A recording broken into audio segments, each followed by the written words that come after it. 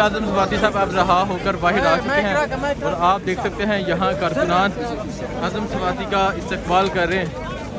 ये आप मनाज़र देख सकते हैं, आजम सवाती रहा होकर बाहर आ चुके हैं और यहाँ कारकुनों की कसीर तादाद भी मौजूद है। आजम सवाती को गिरफ्तार किया गया, सिंध लेके गए, बलोचिस्तान लेके गए, आज आजम सवाती रहा हो चुके हैं। ये मनाज़र आप देख सकते हैं, आजम सवाती रहा होकर बाहर आ चुके हैं। कारकुनान फूलों की पत्तियों से इस्तकबाल कर रहे हैं, हार डाल रहे हैं, फूलों के हार डाल रहे हैं। ये मनाज़र आप देख सकते हैं, आजम सवाती आ चुके हैं और यहाँ कारकुनान की भी कसीर तादाद मौजूद है।